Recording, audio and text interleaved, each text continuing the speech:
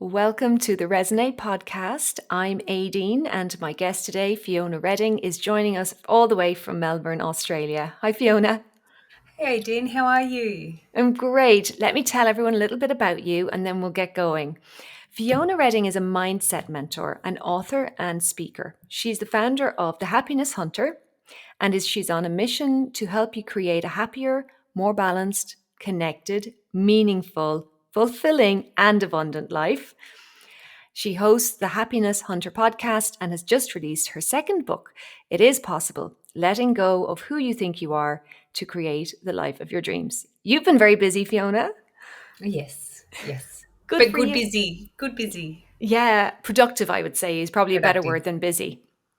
Yeah.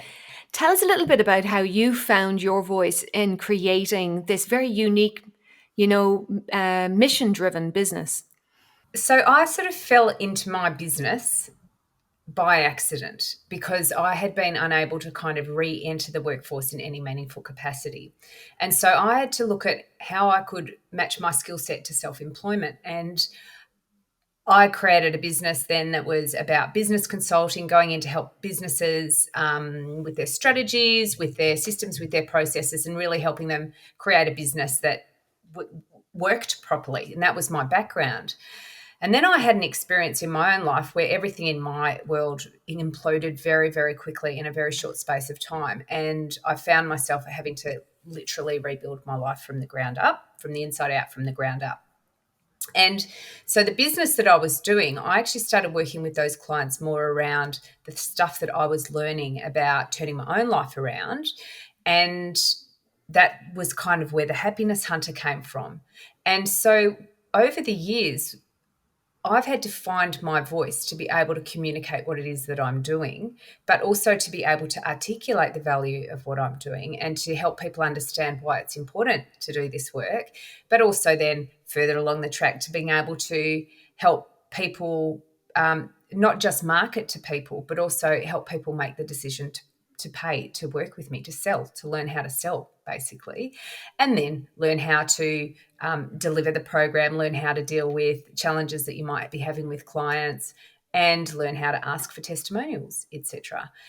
That's in the business. But then in my personal life, I had gone through a separation and having to learn how to communicate effectively with somebody who at that time I had a real problem with, a lot of challenges with. And how do I create a positive relationship with that person that's going to be a great role for both of us to be great role models for our kids, my relationship, communicating with myself, all of those different things. So I think over the last 10 years or so, I've had to learn how to communicate in a way that I had never had to do before in my life. You know, it's in those crucial moments that we have to up our game. It's like we don't actually do it until we are forced to often. So, Yeah. but what a lot of people don't realize is they don't need to do that completely alone. And what you were saying about, having to convince people of the value of taking that journey and getting some support on that journey, I think that's really important. And it's not always someone that you pay, but we actually hold our problems in a little bit more than we probably should. We're afraid to express anything negative. We don't want to drag people into our problems. It's a fine line between, getting on with it and, making the most of your situation versus, reaching out and, being vulnerable and allowing, others to help us. I think also too with that as well is that it's about being honest, and it's very hard for us to be honest. Like, we don't want to admit that we are this thing or we have these thoughts or we feel this way if we're even aware of the fact that we're having those thoughts or feeling those things. I mean, a lot of the time we're completely suppressed. We're not even aware of what's going on. The only thing that can show us what's actually going on for us within is actually what's going on in the external world around us, in terms of the experiences that we're having and the interactions with people, and what we're kind of attracting and what we're experiencing in the external world will tell us what's going on inside.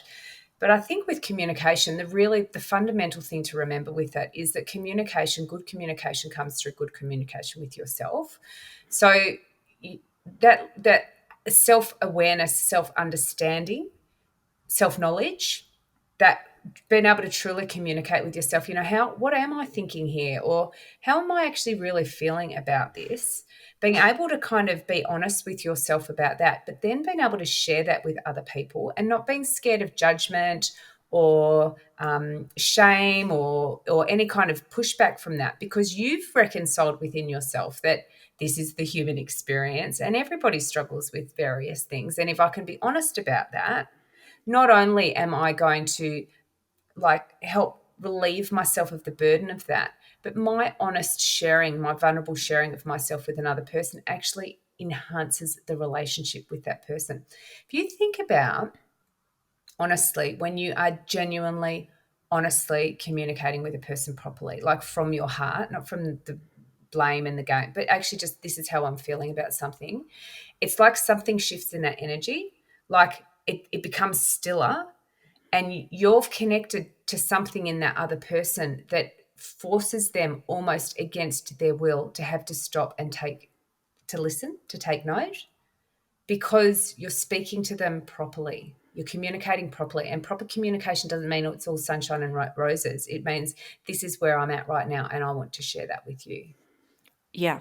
So is that coming from then from your own perspective? So when we're not doing any blaming, we're kind of coming from my internal feeling is this, and I'm just letting you know how I actually am right in this moment, in a way that isn't kind of demanding an answer or demanding a solution of any kind. No. And my kids had a keto instructor called Kieran once years ago, and we were in the dojo. And at the end of the class, they used to sit around and do a reflection, and they really encouraged the parents to come and sit in this circle. It was a wonderful, wonderful thing. Like I learned a lot from being a parent participator in that dojo, out of the mouths of babes kind of thing. But Kieran had this one thing that he'd shared with the kids in the class, and obviously in other classes, and one of the kids raised it in this session. But basically, a really good way to be able to communicate with another person properly about how you're feeling is when you or when this. So when something happens, I feel because I. So when you speak to me like that, I actually feel really annoyed because I feel like you're not listening to me or whatever, right? So you're taking responsibility. What you choose to do with that is on you. But when you're having this very proper, it's effective communication, it's active communication, it's active, proper communicating, not blaming, taking responsibility. I'm feeling like this. These are my feelings, but they were triggered by this event happening. I'm not blaming you. I'm just saying this is what happened. You then have an opportunity to respond to that. And generally, what happens when we're all calm and we're all able to genuinely try and listen and understand and want to resolve that with and for the other person, you respond in a different way. So you're not throwing it back. You're not going, oh, but I do that because you do this. It's like, okay, I hear what you said. When you don't tidy your room, Fiona, it makes me very frustrated because I've asked you 15 times and we've got people coming over today. So can Is you this your understand? mom So talking to you now? no, but do you know what I mean? It's whatever. But remember also too, every time we're in any situation, automatically we're going back to our mum speaking to us or our dad Yeah. speaking to us, because that's our program was formed in childhood, and that's the lens through which we see every situation. So we can be 50 and in a marriage and still behaving like the 3 and 4 year old that we were, how we reacted at that stage, until we've kind of understood that's my program and I have to be aware so that I don't just unconsciously react to everything in life like that. But until we start communicating properly, we don't understand what we're doing. No, and as well, what you said there was we're sometimes just not aware and we're not being honest with ourselves. So this came up for me, Fiona, recently. I decided that my business needed to shift gears and I needed to let people know a little more about the spiritual side of what I do and mantra meditation. And I said, okay, I'm going to do this new page on my website, and I made it look beautiful. And my dad texted me later that day or something, and a thought came into my head: what would my dad think of this? And then I realized I don't care. I don't mind what he thinks. And I was like, I must have been all the way up along with my business up till now. And even now, I have to be careful of this. somehow I was rating my what I was willing to do within my business, what kinds of ways I was willing to promote myself, what kinds of offers I was going to put out by whether or not my dad would approve or not. Isn't that mad? And I did not know that that was going on until I realized it wasn't going on anymore. But that's fantastic. But the thing that we've got to watch is it probably still is going on. Is But what it? happens is just gone to a different level, yeah. So Oh, it's because that's your program. So yeah. if you are not consciously aware in each and every moment, everything that you're doing, and let's just remove your dad, you're waiting for someone else's approval. Like it's like to move forward, Yeah. I'm kind of waiting for someone else's approval. So what happens is that it dad might disappear, but somebody else will probably step in to fill that place. Okay, so the deeper thing. This is what you're so good at, Fiona. So rather than just looking at the surface, you're looking deeper at what is that thing that was going on, and it was waiting for approval. And yeah, I'm going to do some work on that one. That's So it's, yeah, but I think we all are in some shape, of like course. often, right? Yeah. But like, who are we waiting for approval from? Right? Like, it's like that person over there is so busy doing, and if they've got a problem with what I'm doing, it's really interesting. This work is so interesting too. I think where we actually really do explore because it's really easy for us to say, "Oh, I feel better now." That's tick, resolved, move on. That's the work of the ego. Okay. That is the work of the ego, and this is why we need to be very aware all the time because the further along the path we go, the more cunning the ego becomes. And we'll have you living in the illusion of I've healed it all and I've fixed it all. Yeah. There's just another level and another level. So then you skate along at this service for a bit and then you have this another awakening and you go, oh my gosh, the last 12 months, it's like I've just slept walked through them. But you felt like you weren't sleepwalking. But then there's this new kind of epiphany of awakening. This is the process. And that's okay. Like that's the process. We can't get rid of all this stuff in 1 second. It's like a lifetime's journey. But the more we are putting ourselves out there and challenging ourselves, the more we are going to have the opportunity to go, actually, hang on a minute. I don't actually really care what that person thinks. It doesn't really matter. And the more you can give yourself permission to do that, you'll see the results in the outside world. Like you're not just going to feel them internally. You'll start to see them manifest, but you've got to feel them internally for a period of time for it to kind of show up for you in the external world because you've been doing the other way for such a long time. It's like Abraham talks about this idea of you going in a train 100 miles an hour in one direction. You don't just start going 100 miles an hour in the other direction straight away. Like you've got to, the train has to slow down. It's got to stop. The driver's got to come out, go to the other carriage, start driving, picking up speed, going back the other way. So we Yeah. do need to keep going. But the thing is, if you can, it's not just about waiting for your dad's approval. It's about choosing to see it differently and completely and go, my dad just wants me to be happy. My dad just loves me. My dad is so proud of me. My dad is so whatever. Yeah. Start planting those thoughts instead. Because while you're going, oh, I don't need his approval anymore, it's like there's still that approval story going on. But if you can go, okay, I had this experience with my dad where I realized I was waiting for his approval. How about I just spend some more time here with my dad Mm-hmm. and completely rewire that whole thing, that whole story here? That's when you're going to heal it and not have the problem in other areas. Yeah. It's But like you've got to going right down into it. write down into it. And he's a gift. He hasn't done anything. You decided to make that story up. Whether your Yeah. dad did or didn't do it is not the point. You are the one that decided to adopt that story and to go, well, I have to play small because, or I can't do this because it might upset somebody else. It's like that's just a reason and an excuse. But actually, if we just remove the dad from it, it's like, what are you so afraid of? I love that. Like, And what are must it you so be afraid of? Sorry? I could make a list of things I'm afraid of, but I'm not going to do that right now. No, I but this just is was, what I mean. It's like taking that thing where you've got this, I don't need my dad's approval. Okay, now I'm going to really explore that. I'm not just going to go yeah, tick and move on. yeah. Actually, interestingly, I did make a list of things I'm afraid of last night because I was reading a book and it suggested this idea, where I've done this a few times before, but I obviously need to keep doing it. Like you said, it doesn't go away completely. And it was really, really eye opening because I'm changing right now.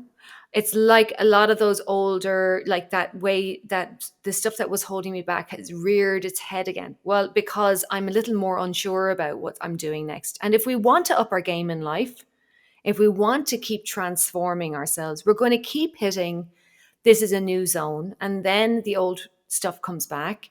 And that's when having someone on your side that actually knows you, that maybe knows the stuff that you've tend to tell yourself, or the samsaras they'd call it in yoga, the way that your neural pathways tend to run.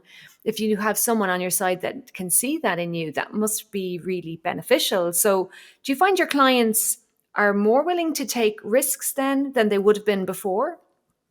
Oh yeah, it's I'll give you a really good example of this. So I work with people, and this has been something that I've struggled with over the years as well, because that's my niche, right? My niche is helping people be happier. So I work with C-level execs, I work with entrepreneurs, I work with stay-at-home mums, I work with retired people, I work with women, I work with men. My oldest client's been 83, my youngest client's been 26.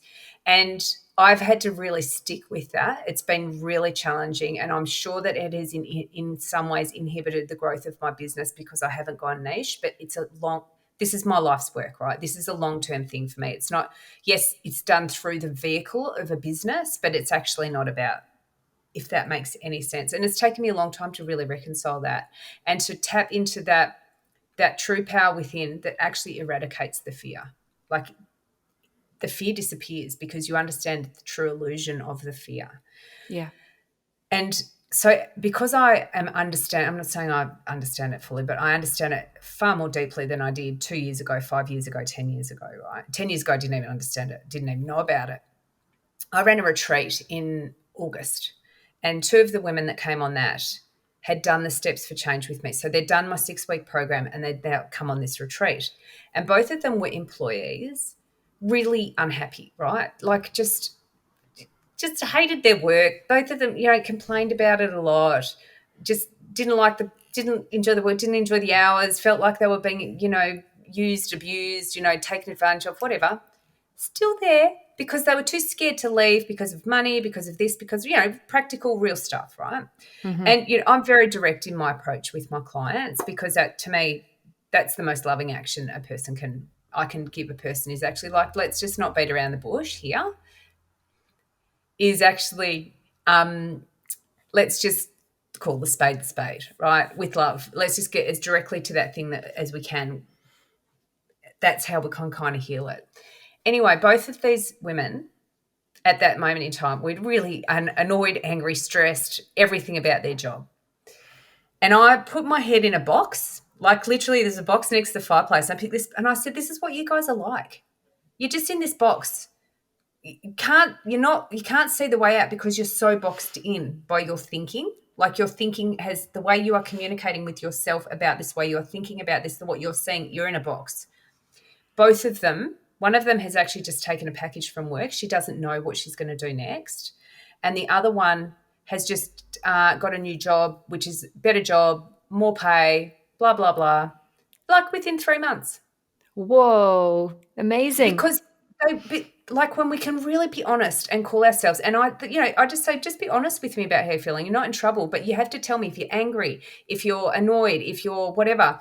When I'm working with people, I'll say to them, at some point in this time we're working together, you are going to hate my guts. I need you to be keeping talking to me. Tell me why you hate me, what you're seeing in me that you absolutely hate. It's my job to highlight that within you. It's my job to challenge your thinking. And as we do that, if you can bear with that process, because it's nothing about me. I know if you're hating me, it's nothing to do with me. I like myself. If you've got a problem with me, it's your problem, but I'm here to help you with that problem.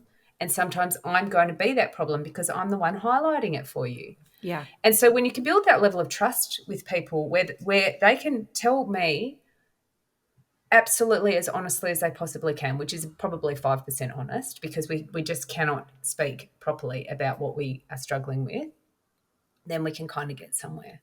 Yeah. Yeah, it is about making the truth seen in some way, shape, or form. I mean, I know, hands up, I can have a lot of internal anger and I don't anyone about it. And it's like I realize something later on. I'll be like, oh, that was because I was angry. Like it's all later on. I don't want to waste a year when you could get a result in 3 months. Wouldn't that be nice that they got a result And within such a short time?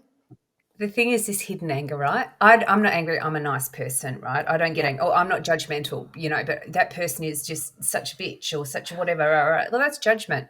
And this idea that you're not angry, like, come on, like we all get angry, but look, I'm such a nice person and I don't get angry. But my teacher talks about this idea called tanking, right? It's so cool, right? So basically we've got expressors, we've got people that express, right? They have no problem telling you what they're thinking or feeling. And then we have people who are suppressors, who have no ability. They don't even know they don't even know what they're thinking or feeling. They've completely suppressed it. Now, expressors aren't necessarily honest communicators. They just have no filter and they don't care about who they hurt on the way out, right? Hmm. It's I'm feeling this and you all have to know, right? Or as we have a suppressor. So there's a whole lot of aspects that play into this about personality types and all the rest of that as well. But basically what happens is an expressor tanks someone through their energy coming out of their mouth. So it's like we connected with a cord, so that or that a pipe, right? So that pipe is connecting me to you. Now, if I'm verbally spraying on you, you're Hmm. going to feel that energy, right? You're going to hear it. You're going to experience it. If I'm a suppressor, I'm still sending you all of that lovely stuff, but it's hidden. Hmm. So you're still feeling my rage and my disappointment and my disgust and all of that. I might not be saying it. I might have a nice smile on my face and I'm a good person, I'm a kind person, I'm a lovely person, but what's going on within is a completely different story. And this is where we need to be honest with ourselves about what is really going on inside. I'm actually feeling quite agitated now, or actually I felt like that felt like a kick to my guts, or I'm feeling irritated, or I'm feeling like I'm seething, or there's, I've got to be honest about that. Okay, something's triggered me. I can't blame that external thing for triggering me, but I can accept that I'm feeling really triggered right now. Aideen, when you spoke to me like that, or Aideen, I'm sensing that you're feeling a bit frustrated today. Is everything okay? And then you go, no, everything's fine, seething. It's like, so you haven't taken that opportunity to be honest. So what kind of, if you're angry but not being honest about it, because either you don't know or you don't want to admit it, and everything that we're emitting a vibrational frequency, whether we're speaking it out loud or not, we are that. So remember, we are what we are. You're going to be attracting angry experiences and angry people and cars breaking down and things not working, and then more reasons to kind of give you more anger. So until you can be aware in that moment, I'm actually feeling really angry. Let me just collect myself here, be honest with myself, get my journal out, go and talk to someone, be honest. I'm going to keep experiencing more things to keep feeding this anger. Yep. Yep. So I remember when my flatmate, I think I've said this in the podcast before, one of my flatmates said to me one day, hey, that really hurt my feelings. And I was like, what? Because in my family, you knew you hurt someone's feelings when they slammed the door on the way out. So that was a big change for me. That was when I was working in Dublin.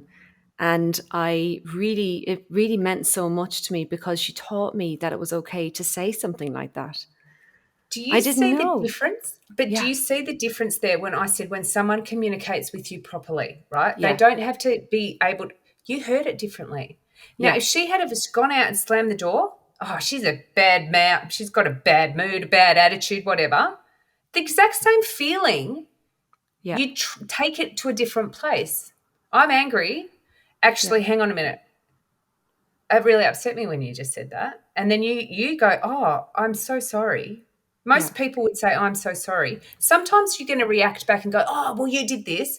But if we've got one person in that communication that's got some sense of mind, like some presence, they'll go, okay, they're just reacting. Hmm. It's okay. I don't need to react back because it's tit for tat and this game never ends. Yeah. And it can happen even in emails. I remember someone Of course. responded to me after an email and was like, blur. You could feel it, like you said. It didn't, like, I could tell that this person was really annoyed at me. I didn't go to his meeting and da da da. and they wanted a different email to be used for communication. And I was just really matter of fact in my email. I did not go, "Hey, I'm so sorry that could you please?" I didn't do any of that. I was just like, "I'd like you to use this email in the future, please." That was it. And when he responded the way he did, I actually took a minute to go, "What's going on here?" I had to think about how I would respond. And in the end, I went with, "Are you okay? You wouldn't normally react so strongly to something that I said. Sorry, or I didn't know if I don't even think I said sorry because I hadn't really done anything too terrible. But I did say, 'Are you okay?'" And that really, then he had the opportunity to come back to me and say, "Oh, I was a bit snarky in that email. Sorry about that." And it was actually this great moment, like you said, when you do become honest with someone, you connect with them and they know that it's safe for them to be themselves with you and that you can have this really rich, truthful, emotional, if it's going to be emotional, but real connection with someone. Correct. And it's not about being right. And it's not about proving the other person wrong. It's about you going, I'm going to okay, this things come at me and I felt it hit me, right? Now I've got a choice how I respond to that. I can react with the same energy and hit them back, and I'm going to get hit back again and hit back and hit back and hit back from everywhere because that's what I'm creating, cause and effect. Or I can actually just take a moment and go, the way that person's written that actually indicates to me that maybe they're feeling a bit angry or they're feeling a bit of something. Like that's not a genuinely, like in this kind of setting, an appropriate way Yeah. to communicate. There's obviously something going on for that person right now. Let me Hmm. just extend them a little bit of grace because they've completely overreacted to this situation. And you're making a whole lot of assumptions here, by the way, but that's okay because it's a better way to do that. Let's just assume that for the good rather than the negative, right? Yeah. We have to make an assumption here. Maybe they're not okay. Let me just reach out and ask that person if they are okay.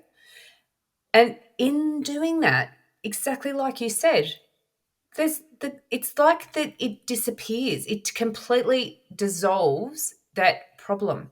There is no problem because the only problem is there's two people that want to be right.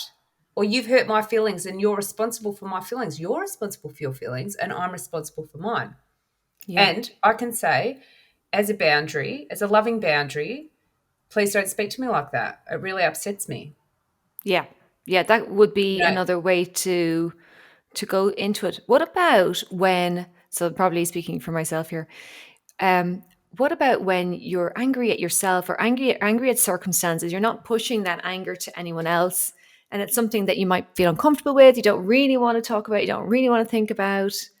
What would you suggest to a client who has that going on, so or to me, say? you don't If want you I, don't want to be pushing it to anybody else, but you're yeah, vibrating with that anger. really, no, Yeah, maybe, yes, I guess yeah. so. So that's what you're going to get. You're going to attract more angry thoughts. You're going to attract more angry feelings. You're going to attract more angry, angry, angry.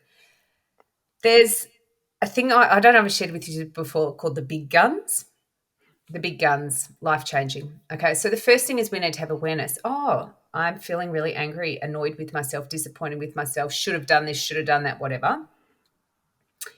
Okay, I'm just going to accept it. I'm going to accept it. I'm going to stop having a conversation with myself about it. I'm feeling really angry with myself because I did this or that happened or whatever, or I didn't do this, and I'm angry with myself. I'm angry. Okay, oh, oh, okay, I'm angry. I'm just going to accept this anger. Maybe I might get my journal out. Maybe I might just go, oh, okay, if I've got anger going on, maybe there's something, again, like with your dad, it's nothing to do with your dad. What's actually going on underneath, and just unpack it because there will be a kernel of something there if you have the courage to look. Yeah, So we don't go looking for stuff just to go looking for stuff. We go, there is an obstacle in front of me. I've got a challenge here with this particular thing, my anger. Let's name it my anger. I have hmm, anger. Okay, I'm going to accept it. And then I'm going to forgive myself. I'm going to forgive myself for being angry. I'm going to forgive myself for the thing that I think I said or did or didn't do or whatever. I'm going to draw my attention or my focus back to this present moment, accept it. I'm going to forgive myself for being here. I'm here. Okay. What does giving myself a hard time or anything being angry for 1 second longer serve? It's just going to take me into the next present moment. angry, whatever. What would it feel like to just drop it here? What would it feel like to just say, okay, I can be angry or I can not be angry? Or I could just go, how about I use that as the contrast for what I do want? And go, I don't want that. I don't want to be angry anymore. But what would it feel like to not feel like angry? And you can just genuinely, really gently start to ease yourself out of that feeling, not denying it, not repressing it, not wishing it wasn't there, being totally honest with it, accepting it. I'm an angry person. Oh, okay. I remember the moment when I actually accepted I was an angry person. It was really life changing. Like, oh, I'm actually really angry. I get angry a lot. Like, I'm often angry and really judging myself and other people, and that awareness, proper awareness, not because this thing happened when I was 8. It's like we will find a reason for anything, honestly. Like we will convince ourselves of anything. All we got to do is accept it in this present moment. In this present moment, like with your website, I'm actually really worried about what other people think about me. Okay, well, what am I afraid of? They're going to think I'm a fraud, that they're going to think I'm a whatever, that, I don't believe in myself. Because really, honestly, when you believe in yourself, you don't have any of those thoughts don't exist anymore. So it's telling you you're not believing in yourself, right? Mm-hmm. Ultimately. So what Mm-hmm. do you need to do to prove to yourself to believe in yourself? Well, you're still here. You've been going for 5 years, 10 years, whatever. You've done this, you've done that, rah, rah, rah. Well, that person's successful because they just decided to be successful and they went for it. They didn't stop and go, oh, what will that person think? Oh, well, let them think that. But then going back to that point about being in the present moment is actually then we really, the most important thing in a way is to focus on the gratitude and the Yeah. appreciation and the thankfulness in this moment now, because that's the energy we really want to be stepping into. But we have to be honest and meet ourselves where we're at and forgive ourselves for being there, accept it, forgive ourselves, and then be really grateful. It's like, fantastic. This is a fresh moment. Look at all of this new data, this new information I've got about myself that I can actually harness in a really positive way to move forward from here and not have to keep making that same mistake again. Yeah. And I was just thinking how even if I said to myself, the way I was able to say to my friend who sent the email and just go, Aideen, are you okay? To myself, Yeah. that would be because if it's we're rushing, and I've been, focused on taking lots of action and, taking action gets us to where we need to be. But if we're taking action and it's building up this, anger because you're not seeing results as quickly as you'd like or anything like that, it's so important to take that foot off off the pedal and check in. So that's I'm gonna start doing that. Aideen, are you okay? Are you And okay? see, Are you, am yeah. I okay? Yeah. Yeah. Like be your best, be your own cheerleader, be your best friend. But have you heard of this term of oscillation? Well, understand what it means in terms of like a movement. Yeah. So it's just like, okay, the further out you go, the further you have to rest. The further you rest, the further out you go. So I always know, like when I'm not good, like I'm really struggling and I'm really coming up against myself, I stop everything and I just walk and meditate. And if I need to do that for 2 or 3 days, I don't care. And then I come back and I've regrouped and I'm like, right, clear, focus. This is what I'm here to do. I'm back on my mission. And I'll often have said to myself, if I'm meant to go and get a job, I'll go and get a job. Mm-hmm. I will go and get a job. And then I take time, like proper time away. And I never need to go. I've never ever felt like I need to go and get a job. But that's my going. This is too hard. I don't want to do it. It's like, but what else am I going to do? Like what else? What else am I going to do? Yeah. And Except this. there are cases where you have a certain skill set, certain value system, and a certain mission that won't fit in with anybody else's plan, or you'd be using only a portion of what you're capable of in a job. And at that moment, sometimes working for yourself or working in partnership with someone else who's on the same wavelength can be really valuable. It's been one of the best personal development journeys I've ever been on, running Yeah. my own business. But you have to believe in yourself. Yeah. And when you do, and I have a really strong faith as well that's kind of developed and evolved over the years. So for me, it's really about, faith and trust in that. And and your then faith and guides or trust, your guidance or your intuition. whatever you call it, and then faith and trust in myself. But we need to be really careful with this, and I see this happening all the time. The guides are often our ego. Oh, I've Yeah. got the guidance. It's like, from where?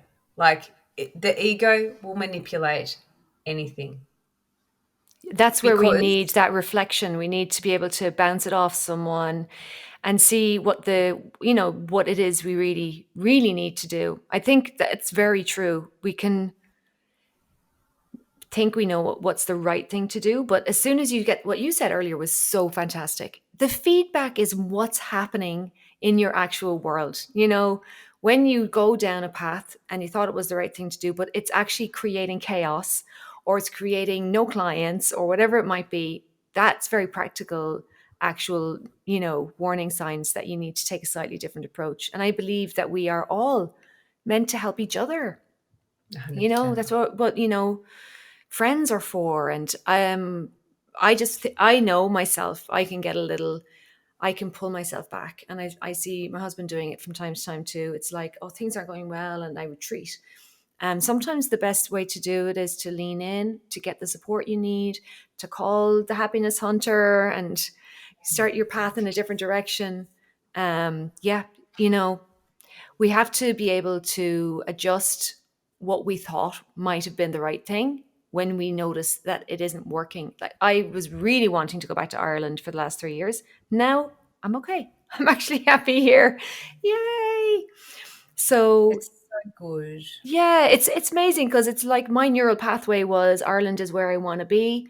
And now I'm starting to really embrace the possibilities of where I am. But like that took me some time to really accept it. So we're all on that journey, and it isn't bad, it isn't wrong, like that.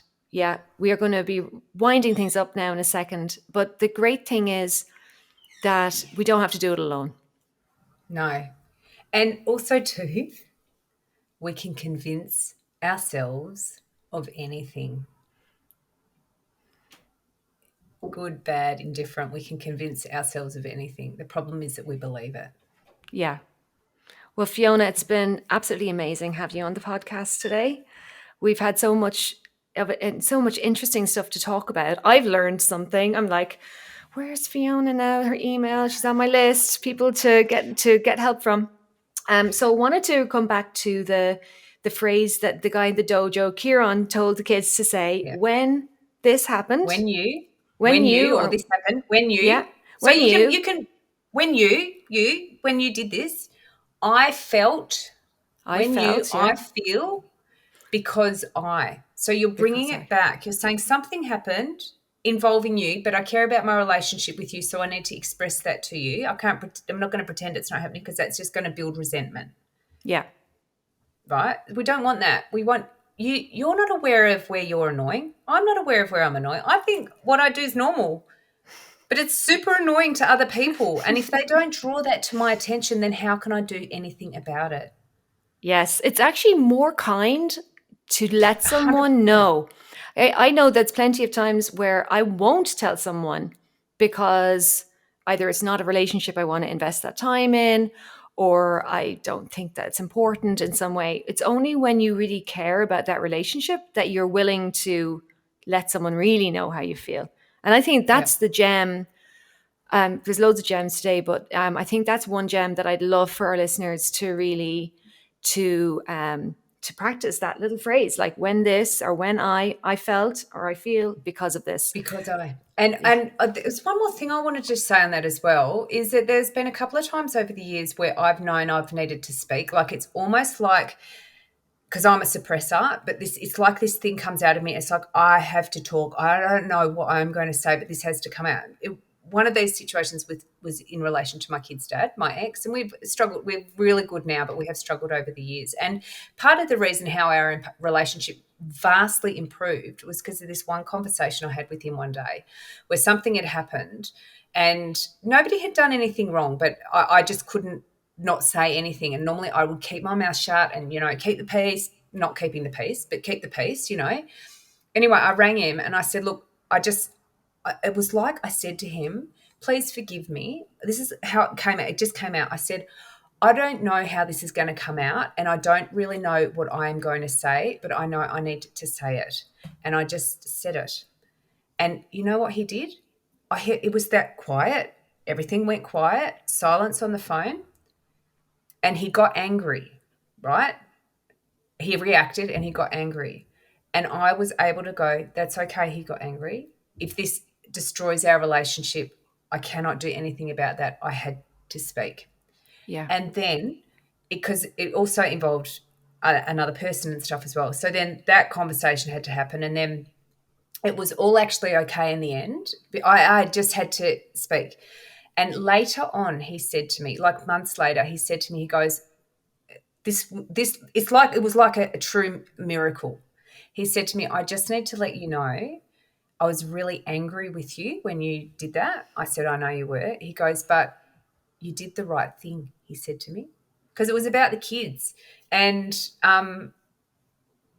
that was what transformed our relationship. I mean, we're not best friends or anything like that, but there is such a level of deep respect there now because I was able to really vulnerably expose myself for something I believed in. Yeah. And then it turned out that you both wanted the same thing. You both Of wanted to course. protect the kids. But I didn't react when he reacted Yeah. because I was in that space of just, I was completely laid bare. Wow. This is the That's, power of it. Like, it's so powerful. yeah. Yeah.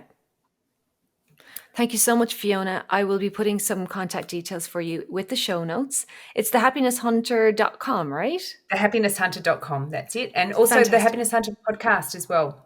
Absolutely. Yes. If you love podcasts, if you're listening to this, you're going to have to listen to Fiona's podcast too. And I've actually been on your podcast. That's You quite a have? while ago now. Yeah. So thank you so much for joining me on the Resonate podcast today, Fiona. It's been a pleasure. There's so much to learn in what you've said. Thank you so much. Thank you to the listeners. We love that you listen to us and really appreciate it. And you never know when something that you do in your life and something that you say is going to really transform your relationship with others or help them to learn a new way of communicating as well. So there's a lot of hope for the future from that. Always, always, always. But thank you so much for having me. Thank you, Fiona. Bye bye.